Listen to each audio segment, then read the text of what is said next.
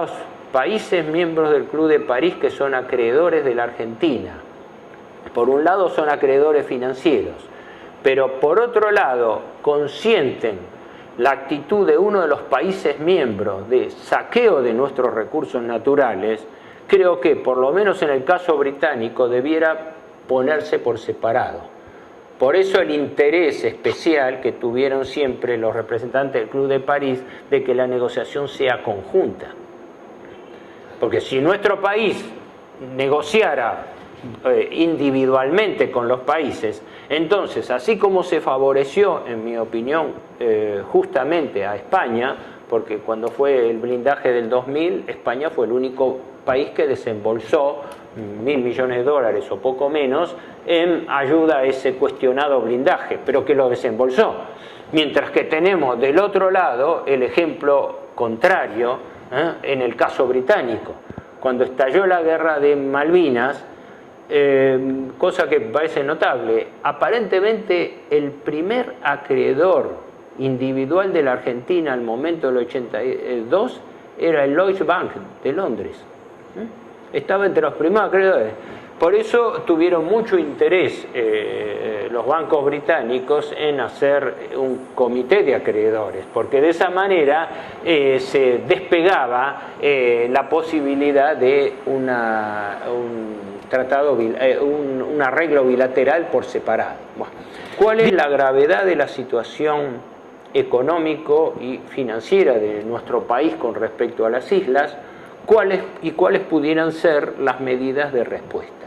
Porque acá no nos olvidemos que hay dos capítulos que nunca se han encarado debidamente. Son temas que parecen marginales, pero complementarios a lo que yo estoy hablando. Una fue cómo y por qué fue la trampa que se dio en el conflicto de Malvinas. Porque más allá de nuestras legítimas reivindicaciones históricas, que ningún argentino puede negar, pero en mi opinión la Argentina fue inducida a través de una trampa a un conflicto que iba a significar cambios fundamentales en la relación con Malvinas, con la deuda externa argentina y con la continuidad o no de las Fuerzas Armadas como estructura de poder en nuestro país. Y por otro lado, otro aspecto que nunca se ha notado debidamente y que yo en particular lo he estudiado bastante, que es que nuestro país, en víspera de la reocupación de las islas, estaba al borde de la cesación de pagos en su deuda externa. Y que en gran medida, entiendo, aunque es difícil que alguien reconozca esto, que el hecho de la reocupación de las islas se hizo, entre otras finalidades, para tratar de consolidarse, garantizar el crecimiento económico de nuestro país y con eso su futura solvencia fiscal para poder salir del default inminente que tenía nuestro país. Eso lo podemos desarrollar por separado. ¿Cuál era el cuadro de situación de la deuda externa argentina en el momento de la crisis de Malvinas? A fin del año 81, la deuda externa de nuestro país era de unos 35.700 millones de dólares. Exactamente 20.000 millones eran deuda pública y 15.700 eran deuda externa privada.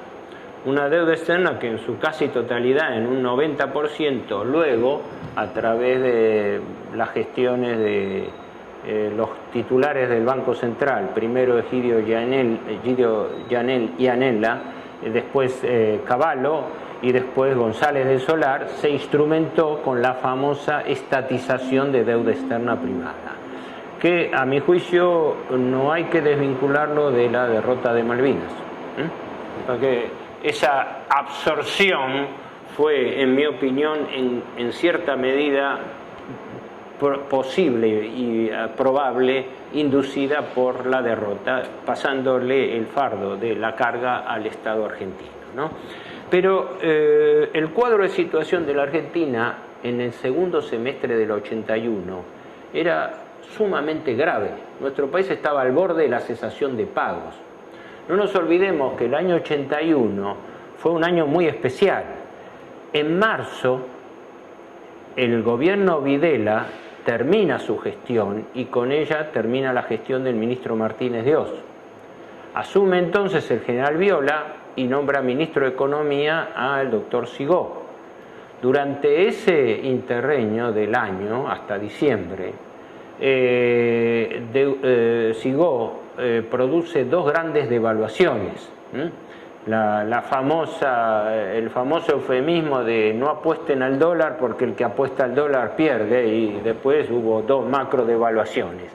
Con lo cual nuestro país entró en una peligrosa línea de cesación de pago, porque en la medida en que yo devalúo, mi peso vale menos, el Estado recauda en pesos y tiene que convertir esos pesos a dólares más caros, los recursos para pagar la deuda externa que artificialmente estaba creciendo desde el mismo momento que asume el doctor Martínez de Oz, empezó a hacerse imposible de servir.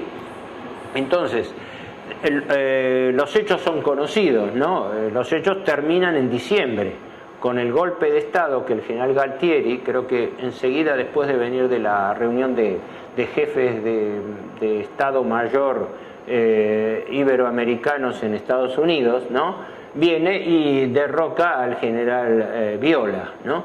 Y con ello reasume la línea liberal más auténtica con el Ministerio de Economía a cargo del doctor Roberto Alemann. Y hay que tener presente que apenas asume el doctor Roberto Alemann, su gestión se aboca inmediatamente a ver cómo puede refinanciar la deuda. Se hace una gira a Estados Unidos, a Europa, se toma contacto, como el doctor Alemann tradicionalmente era representante de la banca suiza en la Argentina, era formalmente, ¿no?, representante de la Unión de Bancos Suizos. De tal manera que uno de sus viajes fue a Suiza dentro de la gira europea, porque la Argentina tenía una peligrosísima concentración de vencimiento a corto plazo e iba al default, con una agravante que ahora no se da, pero en su momento sí se daba, es que la Argentina no era el único país que estaba en esta situación de riesgo. Prueba está que después, al año siguiente, en agosto del año 82, se produce la crisis mexicana, donde México, con el gobierno López Portillo, creo que fue el 6 de agosto del 82, es el primer país que declara el default. Brasil estaba al borde del default con una deuda externa de más de 81.000 millones, Chile y la Argentina.